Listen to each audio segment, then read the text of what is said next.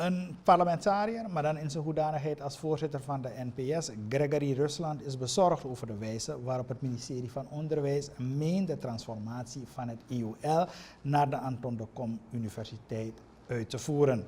Het grootste probleem is de slechte voorbereiding en het niet genoegzaam in een vroeg stadium betrekken van alle bij de transformatie betrokken actoren.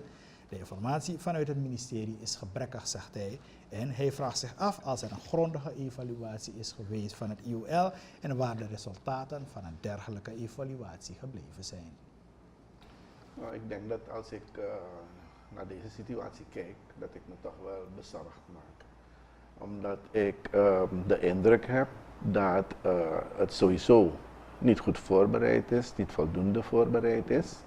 En we merken dat wanneer je dergelijke besluiten neemt, waarbij je zegt van voor het komend jaar worden er geen nieuwe inschrijvingen meer gedaan bij het IOL, dat dat consequenties heeft. Eén, de mensen die zich hebben voorbereid op een traject welke zij kennen, die mensen worden dan zeg maar in onzekerheid gebracht. En ik denk dat dat geen goede zaak is. Het gaat om een grote groep mensen, maar verder, meer fundamenteel bekeken, zeg ik wanneer je zo'n besluit neemt, dan zou ik willen zien dat je een evaluatie hebt gepleegd van het IOL op dit moment. Waar gaat het bij het IOL om? Het gaat erom om leerkrachten, de docenten voor de middelbare scholen, de VOJ-scholen, het lager onderwijs op te leiden.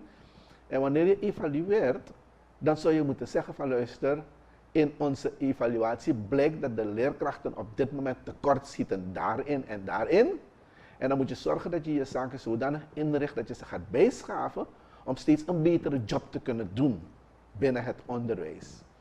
Dat heb ik de indruk is niet echt gebeurd. Want als men plotseling praat over het incorporeren van het IOL binnen de universiteit, die wetenschappelijke opleidingen verzorgt, de universiteit verzorgt wetenschappelijke opleidingen, dan begrijpt u dat u ons onderwijs in nog grotere problemen gaat storten dan we nu al zijn. Want een leerkracht opleiden is iets anders dan een wetenschapper opleiden. Natuurlijk, een wetenschapper kan uiteindelijk een leerkracht zijn en dergelijke, maar als je kijkt naar de basis van die opleidingen, zijn het twee totaal verschillende zaken die je probeert te doen. En ik denk dat dat een proces is dat zeer nauwkeurig, zeer nauwgezet gevolgd zou moeten worden, om geen grote blokken te maken die impact hebben op ons onderwijsproces voor de komende tientallen jaren. Mijn advies is geweest van luister, minister, regering, het is onduidelijk, u kunt misschien het hebben uitgedacht, maar het veld weet er niet van. De studenten weten het niet, de docenten weten het niet. Ik denk dat de leiding van die instituten niet goed op de hoogte is van wat er precies moet gebeuren. Zet de zaak on hold en ga de zaken rustig voorbereiden. En misschien dat we volgend jaar zover zijn of daarna zover zijn. Waar het om gaat is, neem geen besluiten nu op basis van prestige kwesties en dergelijke. Op basis van macht, omdat dat het onderwijs niet goed zal doen. En daar hebben we natuurlijk als Surinamers niet zoveel aan. Kunt u enigszins begrip opbrengen voor de verontwaardiging en zeg maar bijna de teleurstelling en ook wreveligheid onder docenten, de bond die de mensen vertegenwoordigt, die ook zegt van hé, wat is dit nou? Nee, dus daar heb ik het in principe over. Wanneer je zo'n traject probeert uit te voeren, betekent het dat er duidelijkheid moet zijn over waar we naartoe gaan. Wanneer je dat hebt, zul je met de actoren, de studenten, de docenten, de leidingen van de instituten goed overleg moeten hebben, zodat iedereen begrijpt wat er gaat gebeuren en natuurlijk het als een zeg maar één geheel je kan gaan naar die transitie. Dus ik zeg niet, IOL moet niet binnen de universiteit.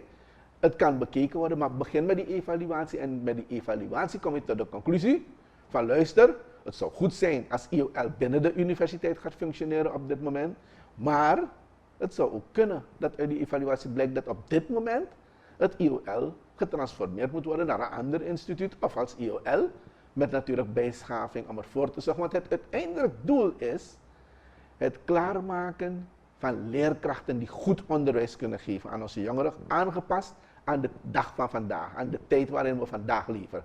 En wanneer je dat wil doen, dan moet je gaan kijken van in welk kader moet je ze gaan opleiden. Maar niet beginnen met incorporatie en we hebben geen geld en foute boel. U brengt het onderwijs in grotere problemen dan het al is. En dat nogmaals kunnen wij niet hebben als Surinamers.